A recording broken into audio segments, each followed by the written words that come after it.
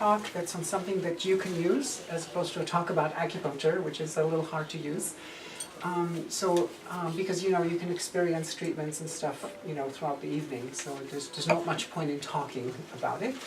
So what I thought we would talk about is how to manage pain in our regular life. So yes, there are people like me, acupuncturists or chiropractors or massage therapists or physical therapists, doctors, etc. And we specialize in helping people deal with pain or ailments. But what can you do on your own? So this way you have something to take with you. So one of the things that is really, in my opinion, very important to remember is that pain, I may have cut my finger and I feel pain. Of course, I'm convinced the pain is in the finger, but the pain is in the brain. Okay, I mean the pain, it's not really in the brain, but it's the brain is modulating the response to and creates the pain. Without the brain, without the nervous system, there wouldn't be pain. So while the different doctors, the different modalities, we try and address whatever it is going on that's triggering the nervous system and the brain, granted, but what you can do is work with the brain. We actually can do that, so that the pain doesn't control us. That you all know this phenomenon where I have pain and I'm all consumed by pain. I can't sleep. I'm irritable. I can't concentrate. And there's nothing but the pain. Okay. So how do we create a state of mind where there's more than just the pain, so that the pain starts to get smaller? So that's really what I'm trying to look at. So the first tool, and we all know it at least theoretically, is coming back to our breathing, conscious breathing, becoming aware of my breath. So you can put your hand on your abdomen or on your chest or neither, just feel it, but just bring your mind and touch your breath. See your breath in your mind's eye and be with your breath. Breathing in, I know that I'm breathing in. Breathing out, I know that I'm breathing out. In, out. At your own pace. You don't need to change the breath. You don't need to make it bigger or louder. Just aware of the breath as is. Breathing in, I release all the tensions in the body. Breathing out, I calm the tensions in my body and in my mind. So we spend every day a few minutes just coming back to our breath. Because if you do that when your knee hurts, okay, you've got horrible pain in the knee and you say, breathe, what's going to happen is it's going to look like that. Breathe, breathe, right? We have to have that muscle of breathing, of awareness of breath, ready for us. And if it's not ready for us, if we never practiced it before, when we need it, it's not going to be available. So, perhaps whenever the phone rings, don't answer the phone on the first ring. Just let it ring. Come back to your breath, conscious breath. You don't have to make the breath bigger. Yes, activating the diaphragm also relaxes the nervous system. It also activates the abdomen, which means it releases more serotonin. Okay, if you breathe deeply, the lower abdomen gets activated. But just regular breath with awareness creates a more spacious mind. Okay, we all know that. And what happens when when someone's angry? You say, take 3 breaths, right? But when you're angry and someone tells you take 3 breaths, the first thing you want to say, get the hell out of my way. I don't want to breathe. I just want to be angry. Pain is very similar. The pain wants to, we get caught in it. So we have to exercise on a regular basis so it's available to us. When we've exercised breathing, when we can do that, we start seeing that the in-breath turns into an out-breath. The out-breath turns into an in-breath. So they keep changing. The quality of each in-breath is a little bit different. So we see there's a process of constant change. Nothing stays the same. And then we can recognize my pain, say my shoulder pain, my elbow pain, whatever, changes also. Okay? I tend to think, oh, it's always there, it's always horrible, but the truth is, maybe 5 minutes ago I really enjoyed, a glass of wine or something. So the pain wasn't quite there. There was something else besides the pain. So being able to see that there is more in life, that pain is not permanent, and to be able to see that there's more out there than just the pain. And part of that is being able to appreciate non-pain. So how many people here do not have a toothache right now? Most of them. Yeah, I don't either. No toothache, right? Oh. Good. How many of you were aware you didn't have a toothache before I asked? No one. Because that's the nature of us. We take it for granted. But the moment I'm aware, oh, there's no toothache, that becomes a wonderful thing. So it's a really nice feeling. Wow, I don't have a toothache, how nice. So now if I have knee pain, I can say, yes, there is knee pain. And it's very painful, but my teeth are all fine. So there's always something that's good. No, I mean, it's very important. Valid. Or the other knee is actually good. So being able to appreciate that there is still something that works well and can be a source of joy. Okay? It's really important that we can find sources of joy, even though there's also pain. Because that's what gives us space to be able to do the next thing, which is to embrace pain. We tend to push pain away. We want to resist it. Okay? The more you resist something, the more you push it away, the more it pushes back, right? That's just, I think it's Newtonian physics or something like that. Except he doesn't say push it pushes worse. But I think the more you push the pain away, the more the pain comes stronger. You know, you can never push it away fully. Okay? So it's a much better strategy to just embrace pain. We embrace it with our breathing. So it's a little bit like a mother. When a mother hears her baby cry, she picks up the baby and she embraces the baby. Then she figures out, do we need to change the diaper? Do we need to give him food? What is going on? But the baby tends to respond just to the embrace. Pain is the same thing. When we embrace the pain rather than push it away, the pain starts to dissolve. Then we can say, okay, what do I need to do? What kind of diaper do I need here? Do I need to move my leg? Do I need to stretch? Do I need to breathe more into the area? Do I need to go see a doctor?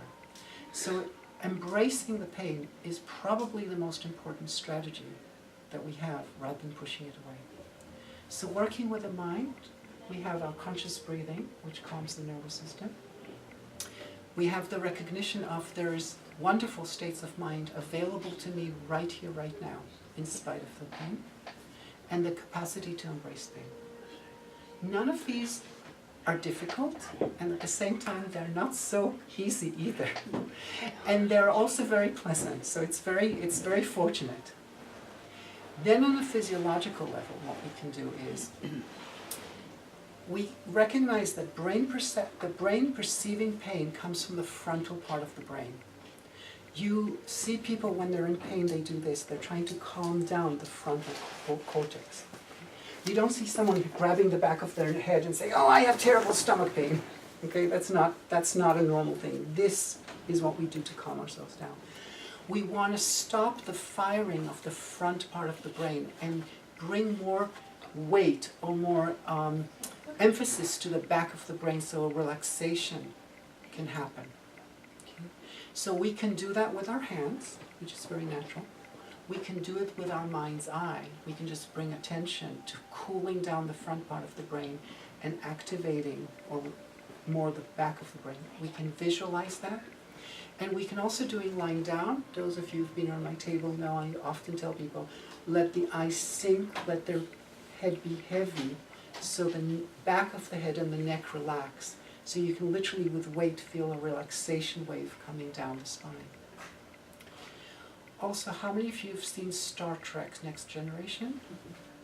The Cardassians, anybody remember? They're this species with big pipes here. They're angry people. They feel a lot of pain. Okay? So this muscle is called the SCM. It's over the vagus nerve. If the vagus nerve is congested because these muscles are tight, you're gonna feel, everything's going to feel like more pain, tighter. So releasing the neck is very important. So we can do that by just dropping the chin and bringing it back up for a second. So we drop and nod the chin and bring it up. So that we can have a free neck, a released neck. You don't have to drop it all the way down. Okay, you can just drop it slightly and come back up. Just think of yourself being Indian or something. And relaxing the back of the neck is very important also. Because what happens when we're like this? Everything's congested in the back, right? And you might see it this way with the head forward, or you might see it with the neck back. But we have a tendency to throw the head behind us, even though the head will be forward in front of the body. So recognizing how much tension I hold in the neck and consciously trying to release it. Again, it's a habit that is not going to come easily. So you remind yourself, just like with the breath, every so often say to yourself, oh, can I release the neck? Drop, come back. Maybe the answer is no, I can't release it, but at least I'm becoming aware of the amount of tension I hold. And then there are the eyes. We tend to, the eyes are a very important organ of perception in our culture because it's a reading and television culture. Most of our perception comes through our eyes. So the eyes are related to pain. If my eyes are tense, the pain perception will be stronger. So what happens we probably don't notice it, and it might be hard to see it on me right now. What happens is we tend to throw our eyes out to look. I'm exaggerating. We tense our eyes. It's almost like I'm trying to grab what's there to bring it to me. What happens if I just relax the eyes and let things come to me? The eyes can just be open and relax. The speed of light does not change because I tensed my eyes. Things will not come to me any faster, okay? But somehow we're used to tensing our eyes as a way of concentrating. It's a little bit like you saying to someone, I hear you, I understand. So there's a tension, but that tension creates tension everywhere else. So releasing the eyes, releasing the neck, releasing the eyes, releasing visually or mentally the front of the brain. And then there's the capacity to elongate or lengthen in the spine. Okay? And that's going to happen by, if you send energy down, there'll be an upward movement in the spine, so there'll be a sort of a lighter feeling in the body. So what you do, if you stand up, it'll be a little easier, but this is your heel, and this is your ankle bone. You want to send the heel down and lift the ankle bone away from it. What usually happens when I send the heel down, I want to lift the ankle bone, I'm going to roll to the outside of the foot. I want to try and avoid that. So you can actually do it sitting down too. So send the heel down and lift the ankle bone away. There's not a lot of space there, there's not a lot of movement, just that lifting. You should feel the inside of your thigh, just below the groin, yeah. Now think, this is what's easier to do standing up. Think that there is a straw that starts between your legs, and you're just sucking it up into your perineal floor, okay? Into the pelvic floor, and continue that sucking motion up the front of the spine. Just like light air coming up, okay? This is your core. A core, some people think it's a six-pack, like Arnold Schwarzenegger. It isn't. It should be light. Think of the calm in the center of the storm, at the eye of the storm. That's the core. It's very powerful because it's hollow, because it's light. Coming back to that feeling, send the heel down and feel that hollowness in the front of the body. That allows for the mind to calm down and let go of pain as well. So we have releasing the neck, releasing the front of the brain, releasing the eyes, and coming back to a sense of a centeredness in the lower abdomen. The last things you can do is looking at your diet. Okay? Unfortunately, sugar does not work well for pain. Okay? Sugar is highly inflammatory. It's part of the it creates an inflammatory process. Also, if you think about it, if you have musculoskeletal problems, okay? So you eat sugar, there's a lot of energy in the body, the muscles go, yes, let's do something, they contract. Then we all know the sugar low, okay? And then the muscles sort of kind of like flab themselves out.